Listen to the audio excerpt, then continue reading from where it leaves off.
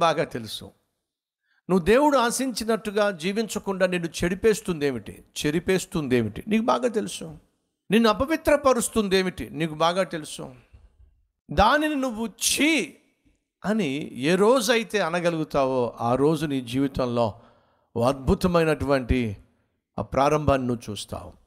ఈరోజు మనం పైకి పాపాన్ని చీచి అన్న లోపల మాత్రం చీ అంటావా? లేదు, అవకాశం కోసం ఎదురు చూస్తూ ఉంటాం. వాస్తవం, నా హృదయంలో నేను పాపమును లక్ష్యముంచిన ఎడల యెహోవా నా ప్రార్థన ఆలకించకుండా ఉండునుగాక. పాపము చేసిన ఎడల అని చెప్పనలా దావీదు. పాపమును లక్ష్యముంచిన ఎడల, పాపము పట్ల నాకేమాత్రం కొంచెం ఇష్టం ఉన్నా సరే దేవుడు నా ప్రార్థన ఆలకించడు. మనలో చాలామందికి ఉన్న అభిప్రాయం ఏమిటంటే, మనం పాపం చేస్తేనే దేవునికి మనకు మధ్య ఆ పాపము అడ్డుగా వస్తుంది అనే భావన ఉంది.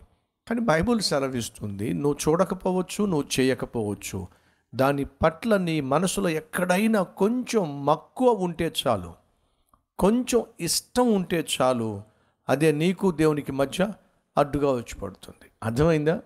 అది బైబిల్ యొక్క సారాంశం.